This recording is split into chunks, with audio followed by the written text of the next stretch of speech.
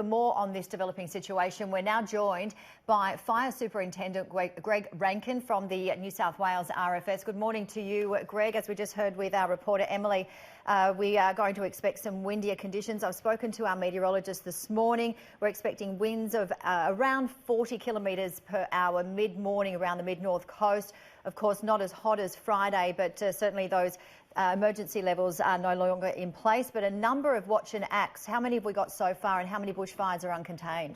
Yeah, look, you've got Greg Rankin from Fire Rescue New South Wales. I don't work for the RFS.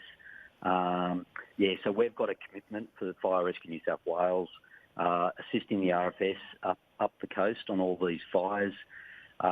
We have, in the 24-hour period coming up to this, we had 2,541 000 calls. So we usually get about, in that same period, 300 to 400. So it gives you an idea of the number of incidents that are going on just across the state, as well as these fires up the coast. So it is definitely some trying conditions that we're facing. And as mentioned by the Premier, the strategic organisation that's going on behind the scenes between Fire Rescue, the Rural Fire Service and the number of emergency services is quite extensive, and I'm actually involved in some of that and,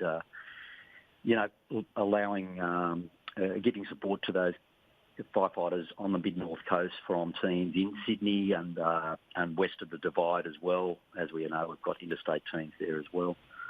Well, it becomes just a massive team effort, doesn't it, when you are facing such a crisis as this? And Friday was almost that absolute, and I don't like to talk in cliches, but it was a perfect storm because the weather conditions just conspired completely against us.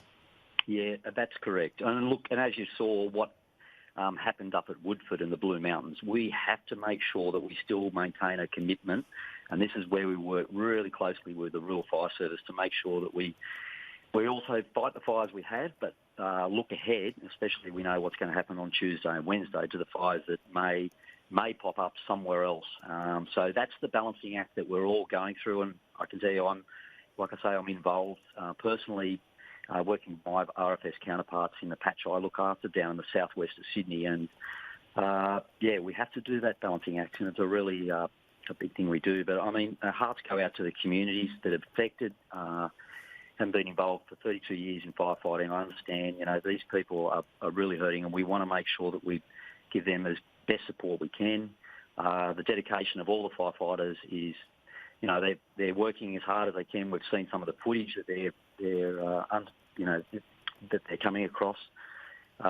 It is trying conditions, very trying conditions. And as you mentioned, Greg, trying conditions again popping up on Tuesday and Wednesday. They're actually talking about now that parts of Tuesday could in fact be even worse in terms of weather conditions compared to Friday. Hotter temperatures. It could be the hottest temperatures we've seen so far this spring. Of course, it's been such a dry winter and spring as well, so not looking good.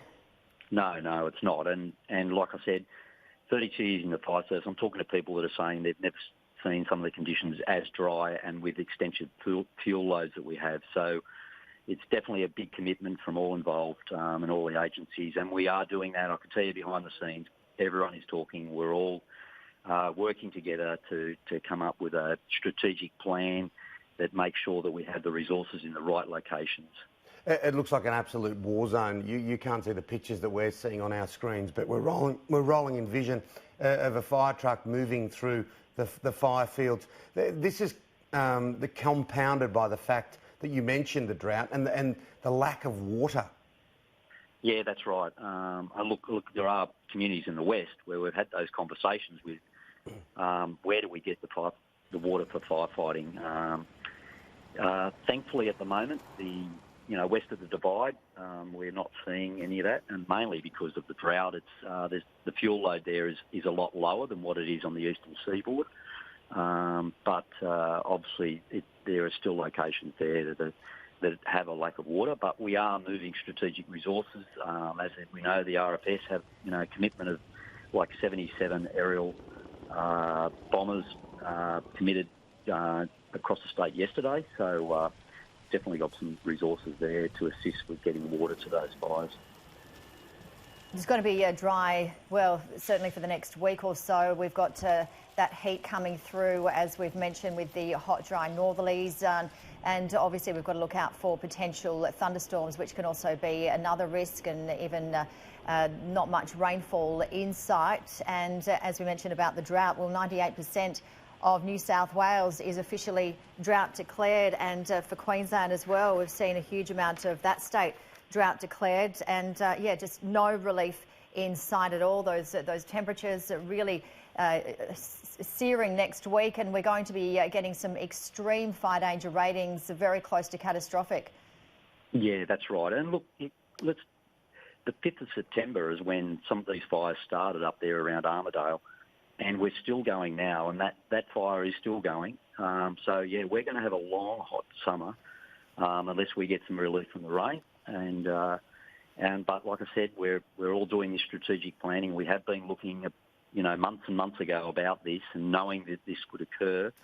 As I'd heard in the cabin protection, which is what's been implemented into those fire trucks because of previous experiences where we would have had tragedy, but now, as you can see, so those are the kind of things that have been put in place over the years to make sure the firefighters are more protected. So those fire trucks that do go into those dangerous areas can put a water spray over the truck. They're doing lots of training, and both fire rescue and rural fire service have been doing that for a while to make sure that they are protected. But we don't want to be in those positions. But obviously, if it does, we can give our firefighters a bit more added safety. Greg, thanks for joining us this morning. I know you and your team, all the teams working in and around these emergencies, are doing an amazing job. Thank you. Yeah, thanks very much.